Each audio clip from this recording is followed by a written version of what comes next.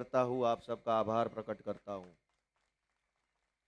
दोस्तों, आम आदमी पार्टी की इस जनसभा में आप सब लोगों का इतनी बड़ी संख्या में आना यह दिखाता है कि कुछ तो बात है आम आदमी पार्टी में और कुछ तो गड़बड़ है बीजेपी में। जिस बीजेपी पार्टी को सालों साल चुनाव दर चुनाव हमने वोट देके जिताया, उस बीजेपी से लोग तंग आ चुके और उम्मीद की नजरों से आम आदमी पार्टी की ओर देखते, और इसलिए आज सारी कोशिशों को आप सब लोगों ने नाकाम कर दिया। काफी सारी गंदी गंदी ताकतें, गुंडे, बदमाश, लफंगे सारे लोग लगे हुए थे कि आम आदमी पार्टी की गोडादरा में जनसभा सफल ना हो पाए। लेकिन जनता की ताकत क्या होती है ये आप सब लोगों ने मिलकर दिखा दिया है। जनता जब ठान लेती है कि हमें करना है तो होके रहता है। साथियों, एक जमाना था कि इसी सूरत में देश भर से लोग आते थे अपना परिवार का गुजारा करने के लिए, व्यापार करने के लिए, रोजगार करने के लिए, चैन और शांति से जीने के लिए गुजरात जाना जाता था। सूरत में राजस्थान से, उत्तर प्रदेश से, बिहार से हम सब लोग सौराष्ट्र से चल के इधर आए, क्योंकि यह एक ऐसा शहर था जो सबको पालता था। यह शहर सबको सुरक्षा देता था। यह शहर प्यार बांटता था। इस शहर में सबका पेट भरता था। काफी सालों तक यह सब माहौल चला। इस शहर ने सबको आगे बढ़ने का मौका दिया, सबको रहने का, आगे बढ़ने का मौका दिया। फिर हम सब लोगों ने मिलकर बीजेपी को जिताया, उसमें मैं भी शामिल था। हम सब लोग हर बार बीजेपी को वोट देते रहे। और आज क्या हालत है इस शहर की कि ना पेट पल रहा है, ना बच्चे पल रहे, हर तरफ गुंडे ही गुंडे पल रहे हैं। जहां देखो गुंडे पल रहे, बुटलेगर पल रहे, अनाज माफिया पल रहे, लफंगे पल रहे। एक जमाने में सबका घर पल रहा था, सब आगे बढ़ रहे थे। आज क्या हो गया इस शहर को, क्या हो गया इस सरकार को, क्या हो गया राजनीति को? हम सबको एक बार सोचना पड़ेगा, अपनी आत्मा को जगाना पड़ेगा, खुद को पूछना पड़ेगा कि क्या हो गया इस सूरत को। सूरत को किसी बीजेपी वालों की नजर लग गई है कि इस शहर में आप देखो, अखबार खोलोगे मर्डर ही मर्डर के समाचार आ रहे। सुबह अखबार खोलो, गोडादरा में मर्डर हो गया, लिंबायत में खून हो गया, उधना में चोरी हो गई, यहां पे ये हो गया, वहां पे वो हो गया। पूरा समाज डर के जीता है। व्यापारी डर रहा है, गरीब लोग डर रहे हैं, आम आदमी डर रहा है कि मैं अगर कुछ बोलूंगा कल को मेरे साथ कुछ हो जाएगा। जाए तो कहां जाए, सुनवाई कहां हो रही है हमारी? हम सब लोग सरकार तो इसलिए न बनाते हैं कि जिसको वोट देंगे वो हमारी बात सुनेगा।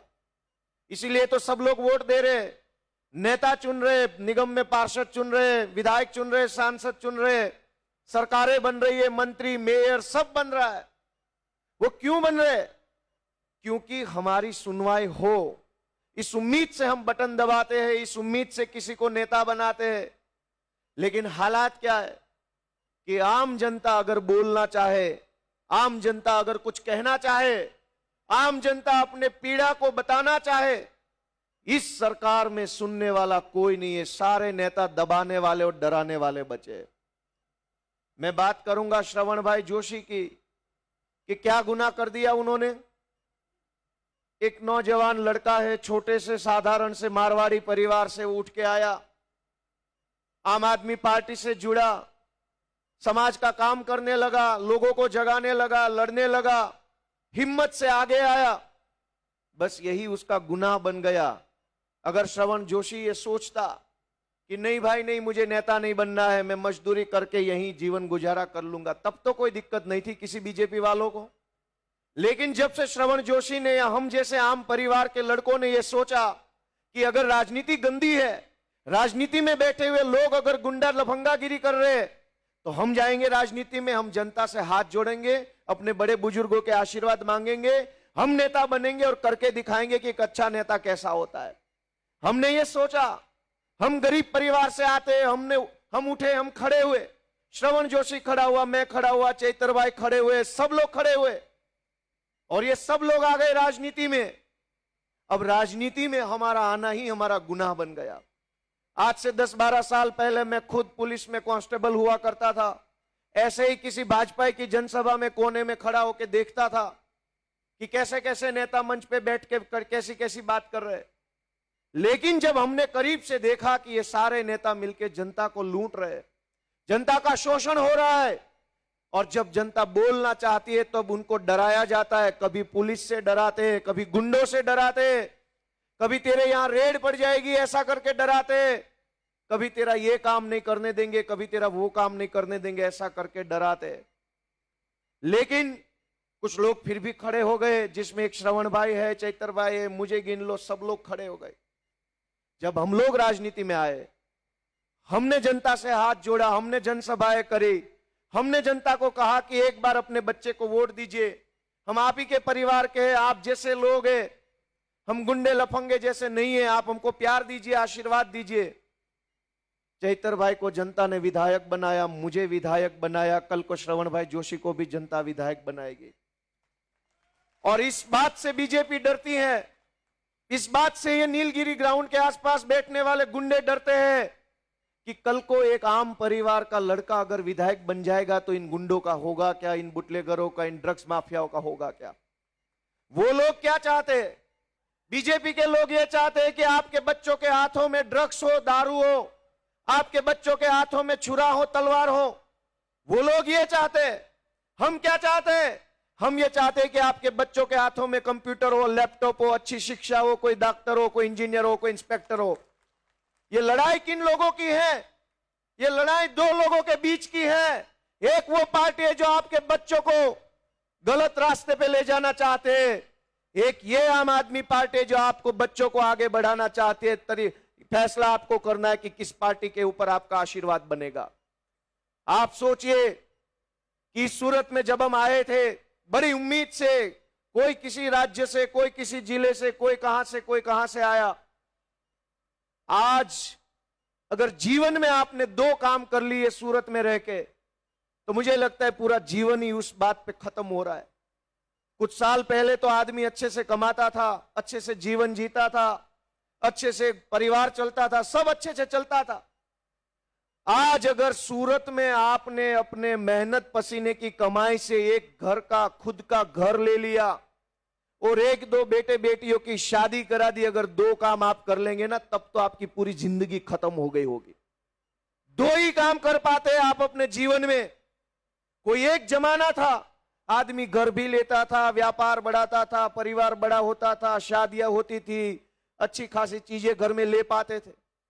आज क्या हालत हो गई कि आदमी एक घर का, अपना खुद का घर नहीं ले पाता, पूरी जिंदगी मजदूरी करता है, पसीना बहाता है, कपड़ा मार्केट में, हीरा बाजार में, मंडियों में, इधर उधर हर जगह आदमी अपनी पूरी जिंदगी दांव पे लगाता है। तब भी कई हजार परिवार ऐसे हैं जो अपना खुद का मकान नहीं खरीद पाते। क्या हो गया इस व्यवस्था को?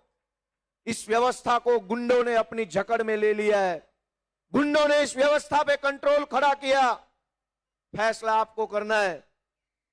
हम तो है, अभी आम आदमी पार्टी है, ये नेता सब लोग लड़ाई लड़ रहे, लेकिन अगर आपका आशीर्वाद नहीं मिलेगा तो हम कब तक लड़ पाएंगे? सत्ता अगर इतनी ताकतवर हो जाती है कि वो खूनी हो जाती है, तानाशाह हो जाती है, तो सबसे पहले वो जनता को नहीं मारती। सत्ता अगर तानाशाही पे उतर जाएगी तो सबसे पहले जनता को नहीं मारा जाएगा, सबसे पहले विपक्ष को मारा जाएगा, सबसे पहले उनको खत्म किया जाएगा। जब विपक्ष की नहीं रहेगा तब आपकी आवाज उठाने वाला कोई नहीं रहेगा, फिर आपका बारी आएगा। और इसलिए ये मत समझिए कि श्रवण जोशी जेल में है तो मेरा क्या, ये मत समझिए कि चैतर वसावा जेल में है तो मेरा क्या, ये मत समझिए कि गोपाल इटालिया को किसी ने अगर गाली दिया तो इसमें मेरा क्या। आप ये सोचिए कि अगर ये विपक्ष की दीवार नहीं रहेगी आपके सामने, तो कल को ये सत्ता का खूनी पंजा आपके गले तक भी आ सकता है। आज सत्ता के खूनी पंजे को रोक के हमने रखा है। छोटे छोटे घरों से आते हैं हम लोग, गरीब परिवार से आते हैं, लेकिन झुकेंगे नहीं इन बीजेपी के गुंडों के सामने। ये हमारा लक्ष्य है। दोस्तों, आज कोई भी साधारण आदमी, यहां जो बैठे हजारों लोग, कोई भी आदमी ज्यादा से ज्यादा सरकार से क्या चाहेगा? कल को अगर हमारी सरकार बनेगी, आज बीजेपी की सरकार है, एक आम आदमी सरकार से क्या चाहता है कि अगर मैंने आपको वोट दिया, फिर सरकार चलाने के लिए आपको टैक्स दिया, अगर मैंने मेरे जीवन की सबसे बड़ी 2 चीज आपको और आपकी पार्टी को दे दी, तो प्लीज भैया सरकार, नेताजी, मंत्री जी, माई बाप, आप हमारे बच्चों को एक अच्छी शिक्षा दे दीजिए। अगर बच्चा अच्छा पढ़ा लिखा है तो छोटा सा रोजगार दे दीजिए, थोड़ी सी अच्छी सड़कें बनवा दीजिए, कुछ पानी बिजली का इंतजाम कर दीजिए और फिर हमारा गुजारा चल जाएगा। इससे ज्यादा सरकार से लोग मांग क्या रहे? लेकिन अगर इतना भी अगर कोई सरकार नहीं दे पाती तो उस निकम्मी सरकार से हमें क्या और उम्मीद रहेगी? आज शिक्षा का हाल क्या है कि कोने कोने में प्राइवेट स्कूल खुले हैं, खुलेआम लूटफाट हो रही है। पैसा दोगे तब आपके बच्चे की पढ़ाई होगी, जिसके जेब में पैसा नहीं है उसका बेटा अनपढ़ रह जाएगा, मजदूरी करेगा। लेकिन समाज तो बड़े दिल वाला है। समाज ने यह सोचा कि अगर मैंने बीजेपी को वोट दिया, बीजेपी को टैक्स दिया, बीजेपी ने अच्छे सरकारी स्कूल नहीं बनाए, ठीक है भैया मैं प्राइवेट स्कूल में पढ़ लूंगा। समाज ने बड़ा दिल दिखाया, प्राइवेट स्कूलों में पढ़ाना चालू कर दिया। जैसे तैसे कैसे करके भी उन्होंने सोचा चलो छोड़ो इस बात को, अगर अच्छी स्कूल नहीं है सरकारी तो भूल जाते, प्राइवेट में पढ़ लेते। फिर अगला कदम जनता ने सोचा कि अगर मेरे परिवार से कोई बीमार हो जाएगा, कुछ अस्पताल का दिक्कत विक्कत आएगा, तो कम से कम एक छोटा सा अस्पताल अगर मेरे पास में सरकारी होगा तो मुझे दवाई ववाई मिल जाएगी, अच्छे से मैं अपनी बीमारी का इलाज करा पाऊंगा। लेकिन जिस सरकार को आपने वोट दिया, जिस सरकार को आपने टैक्स दिया, जिस चुटभइयों को, लफंगों को, गुंडों को वोट देके नेता बनाया, उन्होंने अस्पताल नहीं खोला, अच्छे अस्पताल, अच्छे दवाखाने नहीं खोले। समाज ने फिर बड़ा मन दिखाया कि चलो भाई सरकार ने अस्पताल अगर नहीं बनाए तो हम प्राइवेट से दवाई ले लेते, प्राइवेट में इलाज करा लेते, 2 पैसा लोन बोन लेके, कहीं से ब्याजवा लेके, कुछ भी करके हम ले लेते। फिर अगला नंबर आया कि सरकार से हमने उम्मीद रखी कि भाई अच्छी सी थोड़ी सी बसें या ट्रेन चलवा दो, ताकि अगर हमें कहीं से कहीं जाना हो, घर जाना हो, परिवार पे जाना हो, अपने राज्य में जाना हो, आराम से जाएंगे, बैठ के जाएंगे, खुश खुशहाल होके जाएंगे, सम्मान से बैठेंगे। सरकार ने ना अच्छी बसें चलाई, ना अच्छी ट्रेन चलाई। समाज ने फिर बड़ा मन दिखाया, बोले ठीक है प्राइवेट बसों में चल लेते, प्राइवेट गाड़ियों में इधर से उधर करके भाग लेते। जिस जिस चीजों की हमने सरकार से उम्मीद रखी, सरकार उन सारी चीजों पे फेल हुई।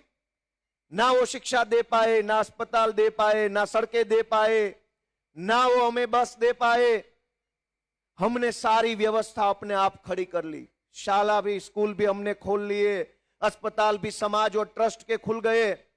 लेकिन एक बात आप सोचिए कि समाज के पैसों से, अपने समाज के या अपनी कम्युनिटी के पैसों से आप अस्पताल खोलोगे, आप स्कूल खोलोगे, समाज के पैसों से आप हॉल बनाओगे, कम्युनिटी सब कुछ कर पाओगे। लेकिन क्या अपने समाज के पैसों से पुलिस स्टेशन खोल पाओगे? क्या अपने समाज के पैसों से पुलिस स्टेशन खोल पाओगे? कोई पटेल समाज का स्कूल बन गया, मारवाड़ी समाज का अस्पताल बन गया, उत्तर प्रदेश से आए हुए समाज से ये बन गया, हमने सब अपने पैसों से, अपनी मेहनत से, अपने पसीने से बना लिया। लेकिन अगर कोई गुंडा हमें सताएगा और पुलिस स्टेशन पे अगर हमारी सुनवाई नहीं होगी, तब हम खुद का पुलिस स्टेशन आज भी नहीं खोल पाएंगे, तब तो हमें सरकार के पास जाना पड़ेगा। आपने सारी व्यवस्था अपने पैसों से, समाज के पैसों से बना ली, सरकार से सारी उम्मीद खत्म।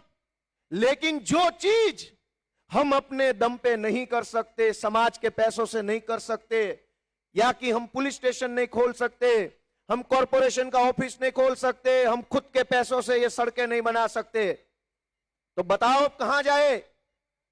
आज किसकी सुनवाई है पुलिस स्टेशन में? गुंडा अगर जाएगा तो सीना चौड़ा करके जाएगा कि अंकल जी अंदर बैठा है, जाऊंगा मैं सीना चौड़ा करके। और गरीब जाएगा तो ऐसे जाएगा, भाई साहब मारेगा नहीं, मुझे गाली नहीं देगा। ये क्या हालत हो गई गुजरात की? कैसे कैसे लोग सरकार में आ गए। आप सोचिए, अपने मन को जगाइए, अपनी आत्मा जगाइए, आप लोग की कैसी सरकार है। सरकार तो माँ बाप होती है, हमें यह पढ़ाया गया किताबों में, संविधान में लिखा है कि जनता मालिक है।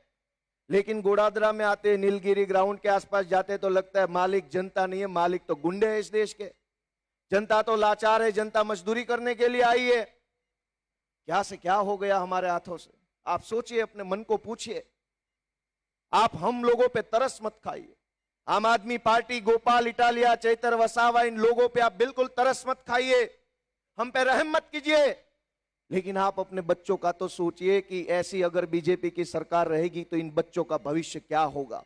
हर तरफ दारू के अड्डे खुले हुए, किसी को नहीं दिख रहा, कोई नहीं पूछ रहा। लेकिन अगर आपने अपनी गाड़ी के पीछे एक पोटला लगा दिया, गलती से अगर कहीं पे पार्क कर दिया, तो सारे सिंघम को वो बात दिख जाती है कि यहां पे गलत हो रहा है। दोस्तों, ये क्या व्यवस्था है? ये कैसी व्यवस्था है? व्यापारी यहां हर तरफ, वो भी चाहते हैं कि शांति से व्यापार करे, 2 पैसा कमाए, सम्मान से अपना जीवन जिए। व्यापारी और क्या चाहता है? किसी व्यापारी ने सरकार से कुछ नहीं मांगा। सारे व्यापारी ये सोच रहे कि भैया हम जो कर रहे हैं वो बस आराम से करने दो, शांति से करने दो, बीच में मत आओ। लेकिन ये सरकार व्यापारी का व्यापार बढ़ाने में तो कोई मदद नहीं कर रही। ऊपर से जीएसटी वाले भेज देंगे, इनकम टैक्स वाले भेज देंगे, कॉरपोरेशन वाले भेज देंगे, ये भेज देंगे, वो भेज देंगे। अरे भैया बीजेपी वाले, अगर आप किसी व्यापारी को मदद नहीं कर सकते, आप किसी का हाथ नहीं पकड़ सकते, तो कम से कम उसको परेशान क्यों कर रहे हो? लेकिन ये सारी चीजें हो क्यों रही? सालों साल, सालों साल, सालों साल, चुनाव दर चुनाव, हम ही सब वो लोग हैं जो बीजेपी बीजेपी बीजेपी बटन दबाते। अब उनको अहंकार आ गया, अब उनको सत्ता का नशा सर पे चढ़ गया। जीते तो हम भी है, विधायक तो मैं भी हूं, चैतर भाई भी विधायक है। हम तो अहंकार नहीं कर रहे, हम तो जनता के सामने अपना रौफ नहीं झाड़ रहे। क्यों नहीं झाड़ रहे? क्योंकि हम आप ही जैसे गरीब परिवारों से आते हैं, आप ही जैसे लोग हैं, आप ही के जैसे खानदान से आते हैं। हमको पता है कि गरीब होना क्या होता है, आम आदमी होना क्या होता है, हम समझते हैं। और इसलिए हम आम आदमियों की सम्मान करते हैं, जनता का सम्मान करते हैं, जनता के सामने नतमस्तक होकर हम अपना काम कर रहे हैं। दोस्तों, हम आपकी अदालत में आए हैं। श्रवण भाई जोशी के ऊपर मुकदमा तो लगा है, वो सरकार की अदालत में जाएगा।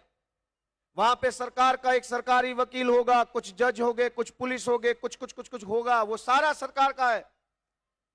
अब सरकार की पुलिस मुकदमा करेगी, सरकार की अदालत में सरकार का जज बैठा है, सरकार का सरकारी वकील है। मुझे लगता है उस अदालत से मुकदमे का फैसला जो भी आए, लेकिन ये जनता की अदालत है, इसमें कभी गलत मुकदमा आ नहीं सकता, इसमें कभी गलत फैसला नहीं आएगा। मैं सारे समाज से यहां जो बैठे हैं उनसे मैं हाथ जोड़ के रिक्वेस्ट करना चाहूंगा, एक सही फैसला लीजिए। ये जनता की अदालत है, आपके पास वो ताकत है जो अच्छे अच्छे तानाशाहों को जमीन पे लाने का काम करती है। दोस्तों, आपके पास क्या ताकत है मैं बताता हूं।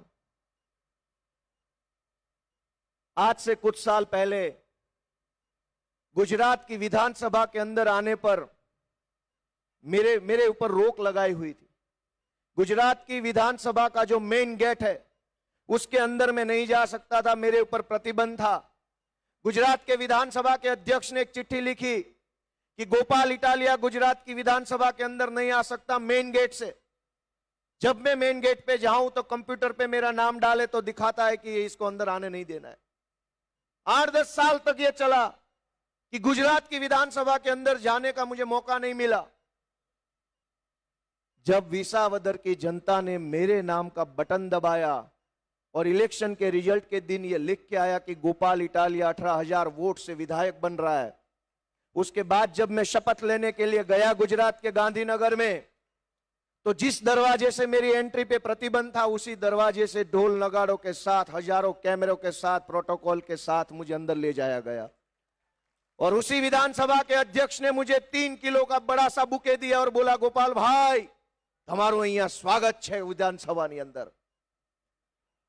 दोस्तों, ये ताकत किसकी है? गोपाल इटालिया की नहीं है। विधानसभा में बैठे हुए अध्यक्ष की ताकत सिर्फ इतनी है कि वो सत्ता में बैठा है, उसके हाथ में एक पेन है, वो चाहे तो कुछ भी लिख देगा, कि ये सुंधा जी ड्राई फ्रूट कल से नहीं खुलेगा, ये बीएन बेकरी कल से नहीं खुलेगा, इसको कल से अंदर डाल दो, बाहर डाल दो। उसकी पेन में सिर्फ इतनी ताकत है कि वो कुछ लिख सकता है, लेकिन जनता की ताकत यह है कि जनता जिसको चाहे उसको वहां भेज सकती है और जिसको चाहे उसको वहां से वापस ला सकती है। किसके हाथ में वो पेन रहेगी? जिस पेन से आपका भाग्य लिखा जा रहा है वो आप तय कीजिए। वही पेन, वही कागज, वही ऑफिस। पेन पकड़ने वाला कौन होगा वो आपके हाथ में, आपको तय करना है कि पेन गुंडों के हाथ में रहेगी तो आपके खिलाफ चलेगी, वो पेन अगर हम जैसे पढ़े लिखे लोगों के हाथ में रहेगी तो आपका भविष्य लिखा जाएगा उसी पेन से, उसी कलम से दोस्तों। और इसलिए हम आपसे उम्मीद करते हैं, आपको हाथ जोड़ के विनती करते हैं कि सही लोगों के हाथों में पेन दीजिए, सही लोगों के हाथ में सत्ता दीजिए, सही लोगों के हाथ में पावर दीजिए, जो पावर का गलत इस्तेमाल न करे, जनता की सेवा करने के लिए इस्तेमाल करे। दोस्तों, हम सरकार को क्या क्या नहीं देते। सरकार को आप वोट देते हो, उसके बाद आप नोट भी देते हो टैक्स के रूप में। एक अधिकारी को काम करने के लिए, मान लो आप एक सब इंस्पेक्टर है या मान लो एक तहसीलदार है, उसको एक बड़ा सा ऑफिस देते हैं आपके पैसों से, उसको एक गाड़ी देते हैं 4 व्हीलर आपके पैसे से, उसको एक ड्राइवर देते हैं आपके पैसे से, रहने के लिए मकान देते हैं आपके पैसे से, फिर सैलरी देते हैं हर महीने पहली तारीख को, उसको तनख्वाह मिलता है आपके पैसे से। आप ही के पैसे से जिसको गाड़ी दिया, मकान दिया, ड्राइवर दिया, गाड़ी दिया, पगार दिया, और फिर भी वो आदमी अगर आपका काम करने को तैयार नहीं है तो उसके साथ क्या करना चाहिए? बताइए, आप क्या करना चाहिए? सारे मंत्री, सारे विधायक, सारे तंत्री जंत्री जो भी है, उसको पैसा आपकी जेब से जा रहा है, मकान उसको आपके पैसों से मिल रहा है, सारी चीजें दोस्तों आप ही की तरफ से मिल रही है। और इसलिए अगर आपके पैसों से, आपकी मेहनत से, आपकी वोट से जो सरकार बनेगी, वो सरकार अगर आपकी बात नहीं सुनेगी तो उसको बदलना बहुत जरूरी है। साथियों, आज इस जनसभा में आप सब लोगों ने हाजिर रह के, उपस्थित रह के एक कड़ा संदेश दिया है उन गुंडों को। आपकी ये मौजूदगी दिखाती है कि कुछ तो बड़ा बदलाव होने वाला है गोड़ादरा की धरती से। दोस्तों, इतनी भारी संख्या में, इतनी देर रात तक, इतनी सारी संख्या में लोग, माताएं, बहनें, व्यापारी, अगर रात के 10 बजे तक यहां बैठ रहे, वैसे तो ये सोने का टाइम है, 10 साढ़े 10 बजे तो सोने का टाइम है, लेकिन मैं देख रहा हूं कि अगर सोने के टाइम पे भी लोग अगर यहां बैठ के जाग रहे हैं ना, तो कुछ बड़ा बदलाव होने वाला है। दोस्तों, आप सब लोग सोने के टाइम पे जाग रहे, इसका मतलब साफ साफ है कि नीलगिरी ग्राउंड से गुंडों की सफाई झाड़ू के साथ साफ होगी और पूरे सूरत से गुंडों की सफाई की जाएगी। दोस्तों, बहुत लोग डरते होंगे उनकी सरकारों से, उनकी पार्टी से, उनके गुंडों से। हमारा भी ये ऐलान है कि जाइए, हम नहीं डरते आपकी सरकार से, आपके गुंडों से, आपके पुलिस प्रशासन से। जाइए, हम नहीं डरते, आप क्या कर लोगे हमारा? हम गरीब के बेटे, खोने को हमारे पास कुछ नहीं है। खोने को अगर हमारे पास कुछ है वो लाचारी है, वो डर है, वो चिंता है। अगर आपसे हम भिड़ जाएंगे ना तो हमारी लाचारी मिट जाएगी, हमारा डर मिट जाएगा, फिर आप हमारा कुछ नहीं कर पाओगे। दोस्तों, एक आम आदमी के पास क्या होता है? आप सोचिए, आप सब लोग, एक गरीब से गरीब आदमी के पास होता क्या है खोने को? अपना डर। वो हमको पुलिस से डराते कि तुम कुछ बोलोगे तुम्हारे ऊपर फर्जी मुकदमा हो जाएगा। असली मुकदमा लिखवाने के लिए क्या क्या करना पड़ता है? धरने करने पड़ते हैं, रैलियां निकालनी पड़ती है, पूरा समाज सड़कों पे लाना पड़ता है, तब जाके एक असली एफआईआर नहीं लिखी जाती थानों में।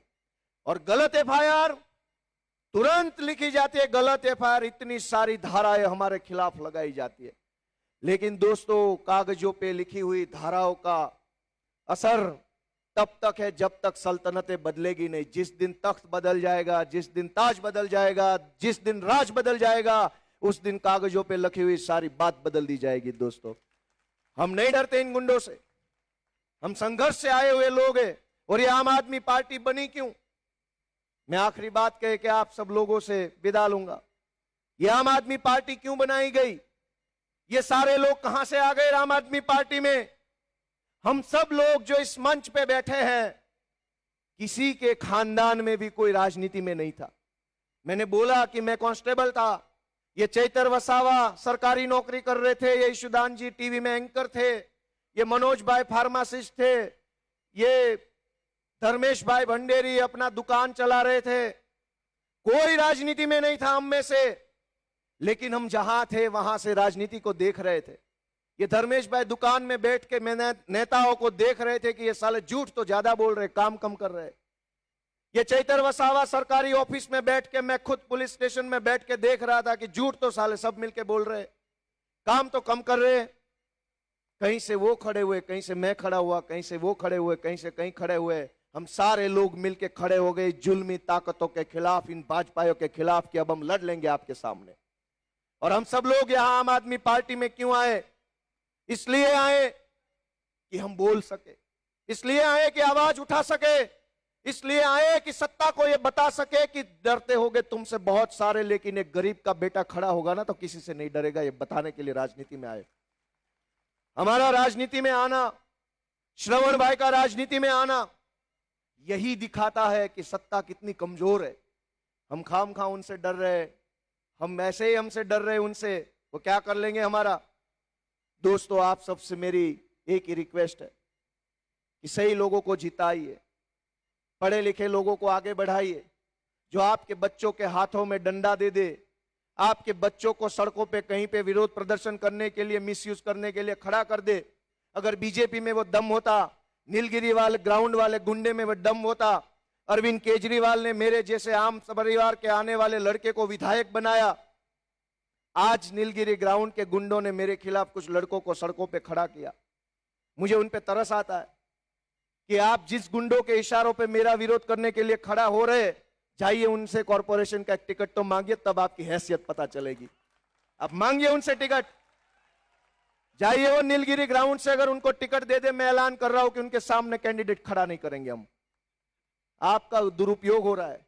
आपको कहां खड़ा किया जा रहा है? अरविंद केजरीवाल गरीबों के बच्चों को विधायक बना रहा है, पार्षद बना रहा है, नेता बना रहा है, समाज के लिए काम करने वाला आगेवान बना रहा है। और बीजेपी आपके बच्चों को क्या बना रही है? किसी से दारू बिकवा रहे, किसी से ड्रग्स बिकवा रहे, किसी से विरोध करवा रहे, किसी से शीशा तोड़वा रही है, किसी से लफंगई करवा रहे। आप ही सोचिए कि आपके बच्चों को कौन सी पार्टी क्या बना रही है। मैं फिर से एक बार बोलना चाहूंगा, मुझे किसी से कोई दिक्कत नहीं है, मुझे किसी से कोई गिला शिकवा नहीं, जो मर्जी चाहे विरोध करे, लोकशाही है। लेकिन जिन लोगों ने, बीजेपी के जिन लोगों ने आपको भेजा, क्या वो आपको टिकट देंगे म्युनिसिपल कॉर्पोरेशन सूरत की किसी इसी वार्ड से कि जा बेटा बहुत अच्छा काम किया, गोपाल का विरोध करके ले ले ये टिकट तेरी, नेता बन जा। टिकट वो अपने लिए रखेंगे। सीआर पाटिल ने क्या किया? अपने बेटे को बड़ा बना दिया नेता, भैया में भैया। वो घूम रहा है बड़ा नेता बन के और आपके बेटों से विरोध करवा रहे, आपके बेटों से शराब बिकवा रहे, ड्रग्स बिकवा रहे। सीआर पाटिल का बेटा तो क्या कर रहा है? ये यहाँ के छुट भैये जो नेता बन के घूम रहे, काउंसिलर बाउंसिलर टाइप के, उनके बेटे बेटियां क्या कर रही है? उनके बेटे बेटियां सेट है, उनका परिवार सेट है, उनका खाना पीना रहना सहना प्रॉपर्टी सब सेट है। लेकिन उनको वोट देने वाली जनता का क्या हाल है? आप खुद अपने अंदर जाके आप अपने अंदर पूछे कि हमारा क्या हाल है। अगर जिस लोगों ने सीआर पाटिल को या नीलगिरी ग्राउंड वाले गुंडों को अगर वोट दिया और उनकी जैसी लाइफ आगे बढ़ी, क्या आपकी लाइफ ऐसे आगे नहीं बढ़नी चाहिए थी? हम ये सपना लेके राजनीति में आए हैं कि गरीबों का भला होगा, आम आदमी का भला होगा, पिछड़े से पिछड़े आदमी का भला होगा, कुछ हम करके दिखाएंगे। इस उम्मीद के साथ हम राजनीति में आए हैं। आपका अगर आशीर्वाद मिल जाएगा, आपका प्यार मिल जाएगा, तो आपके ये बेटे जो सारे मंच पे बैठे हैं ना, बड़ी क्रांति करके गुजरात में दिखाएंगे। आपके बेटों में वो दम है, आपके बेटों में वो ताकत है कि वो सारा कुछ कर सकते, बस जरूरत है आपके आशीर्वाद की। मैं एक एग्जांपल देना चाहूंगा कि विमान जो होता है, जो लोग बैठे होंगे उनको पता है, विमान जो होता है वो कभी रिवर्स नहीं चल सकता। वो रिवर्स नहीं चलता है, वो हमेशा आगे ही जाता है, उसमें रिवर्स गियर होता नहीं है। जब वो एयरपोर्ट पे खड़ा होता है विमान, तब उसका मुंह, पायलट जहां बैठता है वो एयरपोर्ट की तरफ घुसा हुआ रहता है। फिर एक छोटी सी गाड़ी लगाते हैं उसको रिवर्स धक्का देने के लिए, फिर उसका मुंह रनवे की तरफ कर देते हैं। विमान का वजन होता है 80,000 किलो तक का वजन होता है। उसके अंदर सामान है, खुद का वजन है, लोग बैठे हैं। इतना भारी भरकम विमान होता है, 80,000 किलो तक का वजन होता है, उससे भी बड़े विमान होते। लेकिन वो रिवर्स नहीं चलते, वो आगे चलते तो दुनिया के किसी देश में आपको पहुंचा सकते, ऐसी ताकत उस विमान में होती है। लेकिन वो खुद से अपना मुंह रनवे की तरफ नहीं कर सकते, और इसलिए इतने बड़े ताकत वाले विमान का मुंह रनवे की तरफ करने के लिए एक छोटी सी गाड़ी चाहिए होती है, बिल्कुल छोटी होती है, छोटा सा धक्का देती है, विमान का मुंह रनवे की तरफ हो जाता है, फिर वो अपने आप उड़ता है और दुनिया के किसी कोने में आपको पहुंचा सकता है। दोस्तों, ये सारे विमान है, इनका मुंह आप बस गांधीनगर की तरफ आशीर्वाद देके कर दीजिए, फिर इनके अंदर वो सारी ताकत है कि वो जनता को अपने अधिकार दिलाए। हम में वो है ताकत, हमने अपनी ताकत को प्रूव किया, इन गुंडों के सामने लड़े, छोटी सी उम्र में राजनीति में आके सबने एक टीम बन के काम करके जनता को दिखाया, सरकार को दिखाया कि ये वही वो विमान है जो आम से आम आदमी के जीवन को बदलने की ताकत रखते हैं। एक छोटा सा प्यारा सा आपका हाथ अगर हमारे सर पे पड़ जाएगा ना, फिर ये सारे विमान गुजरात की काया बदल सकते हैं, इतनी ताकत इन नेताओं में है। दोस्तों, ये संघर्ष से उठे हुए लोग हैं, ये अमीर परिवारों से नहीं आते, इनकी ताकत को आपके आशीर्वाद की जरूरत है, इनके हौसलों को आपके प्यार की जरूरत है, इनके सपनों को साकार करने के लिए बस आपका एक वोट चाहिए। मैं उम्मीद करता हूं कि आज की जनसभा के बाद हजारों लोगों की आत्मा जागेगी उन गुंडों के खिलाफ। सीधे सीधे रूप से तो हमें कुछ नहीं करना है, बस चुपके से जाके बूथ में जाके झाड़ू वाला बटन दबा देंगे, सारे गुंडे अपने आप साफ हो जाएंगे, सारी गंदगी कीचड़ अपने आप साफ हो जाएगा। आप सारे लोगों ने इतनी भारी संख्या में आकर के हमारा हौसला बढ़ाया, हमें ये आश्वस्त किया, आपने हमारी उम्मीद बढ़ाई, आपने हमें प्यार दिया, देर रात तक इतनी शांति से आराम से हमें सुना। इसके लिए मैं आम आदमी पार्टी की ओर से आप सबका धन्यवाद करता हूं, आप सबको बहुत बहुत प्रणाम करता हूं। भारत माता की जय, जवान वंदे, जय श्री राम। खूब खूब धन्यवाद। હવે ઘણા આદિવાસી યુવાન મિત્રો આવ્યા છે, છૈતરભાઈ વસાવાનું સ્વાગત કરવા માંગે છે। તમામ મિત્રોને વિનંતી કરીશ ફટાફટ આવી અને આપણા લોકપ્રિય ધારાસભ્ય એવા છૈતરભાઈ વસાવાને સન્માનિત કરશે।